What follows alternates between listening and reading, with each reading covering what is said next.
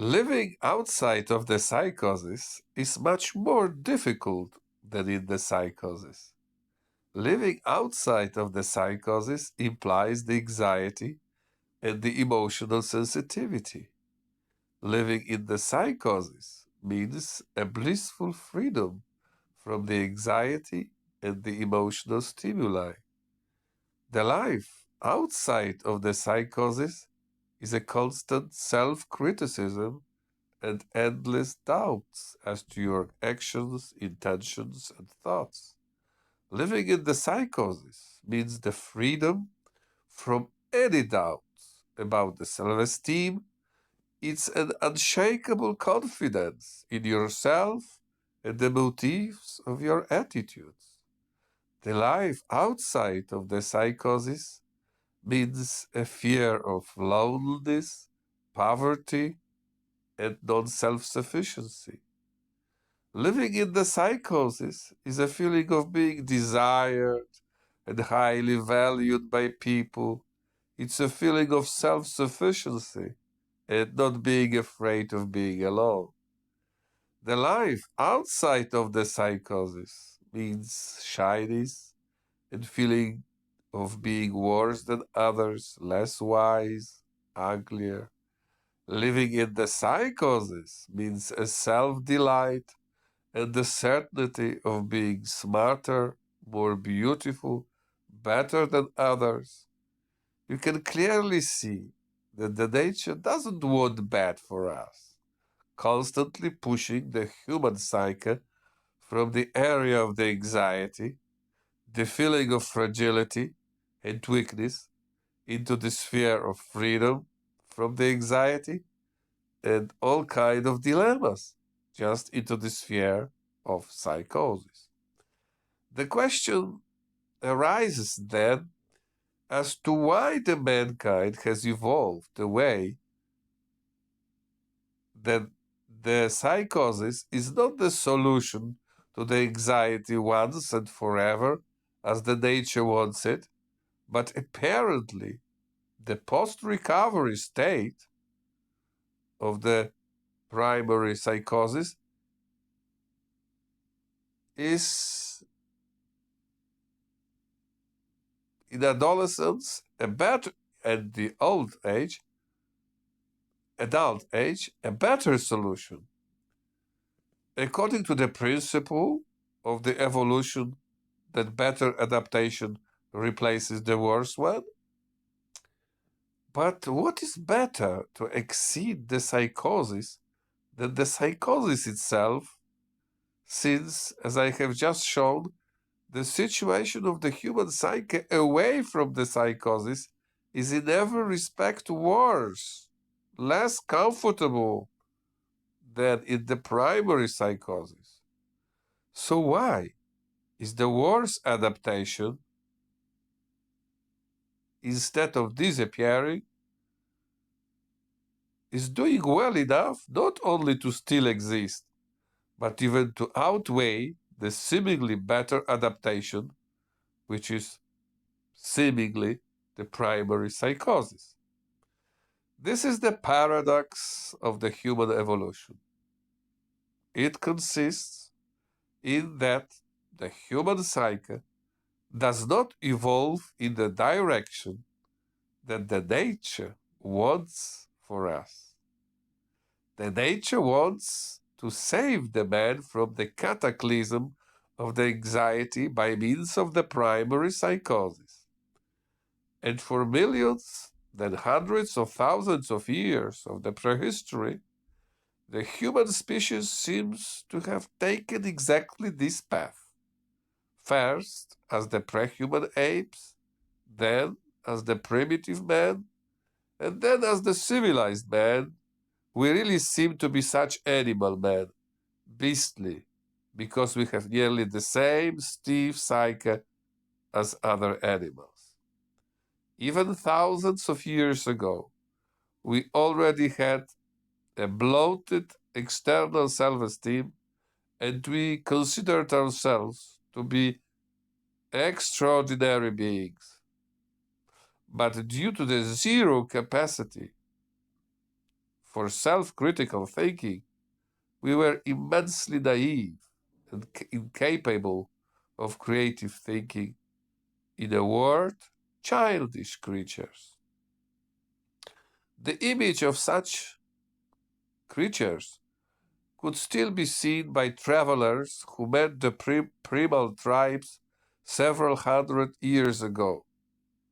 A man of such a tribe was precisely a strange combination of a gigantic theatrical external self-esteem, which he expressed in strange rituals, cultivating the belief that he was almost a divine being, or at least able to communicate with God, and on the other hand, immeasurably naive, which was tragically misused by the European visitors. The whole community has been since its inception so childish, naive, and critical, incapable of creative acting, but with a bloated, theatrical, external self-esteem.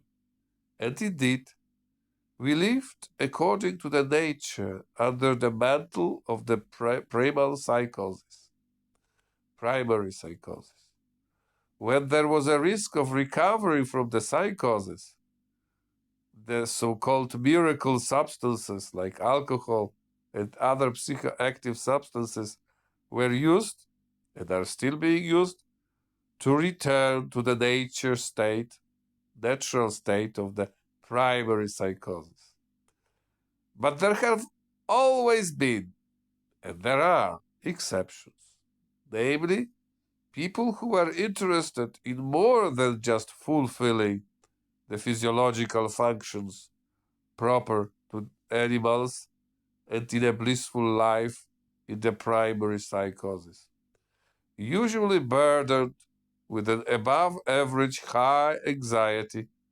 In order to overcome it, they developed a high anxiety, emotional intelligence, and as a result, the same high self-critical internal self-esteem.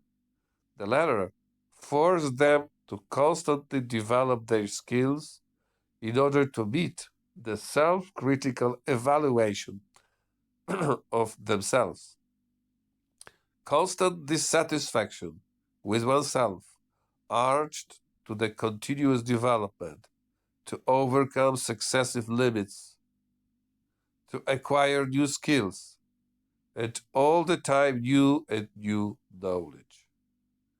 And this microscopic minority of the humanity, without any sense of superiority, insecure, shy, and secretive, this handful of people throughout history, step by step, pushed the fate of humanity in the opposite direction than what that nature would have wanted. These were not the psychotic masses or the psychotic leaders who created the human civilization, although it's almost exclusively to commemorate them whom the monuments are erected to. And the crazy ideas are the contents of the history books. The human civilization, the civilization of anti-nature, the civilization of these exceptional animals, which are the only ones able to go against the nature, was created by this anxious group of beings who have gained and accumulated knowledge for centuries and transferred their life from the physical level of an animal to a symbolic level, the level of humanity. Throughout the history, especially the last few thousand years, and in particular the last 500 years, the developmental attitude of this group has gained in importance, and in the modern times, it has become even widely recognized as worth following. But let's face it, as in the past, and throughout the history of mankind, most of us today continue to prefer the bliss of the primitive psychosis.